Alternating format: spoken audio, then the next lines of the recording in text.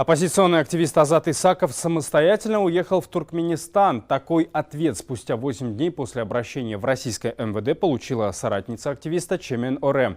В официальном письме МВД утверждает, что Исаков вылетел из московского аэропорта Домодедово в Туркменабад 22 октября. Все бы ничего, но вот уже больше года воздушное сообщение между Россией и Туркменистаном полностью приостановлено. Об исчезновении Азата Исакова еще 20 октября сообщила глава группы «Туркмения. Объединяемся» Чемен Оре. По ее словам, до исчезновения активист получал многочисленные угрозы в свой адрес. Причем грозили расправиться с ним не какие-то неизвестные лица, а реальный сотрудник туркменского посольства в Турции. Чемен Оре утверждает, что имеются аудиозаписи разговоров с дипломатом, которые подтверждают угрозы.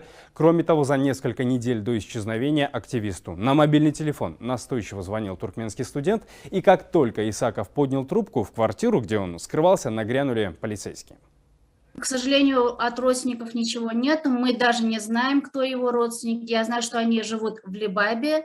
У него есть дочь и сын. Дочери постоянно угрожали тоже. Азат является участником и также активистом нашей группы «Туркмения объединяемся». Он с мая 2020 года участвовал открыто в нашей группе. Он выступал по Ютубу и постоянно критиковал власть. Власти Азата не любили, потому что он критиковал не просто бюрократов, но он критиковал самого диктатора. Для туркменских властей самое опасное для них — это когда критикует именно диктатора самого.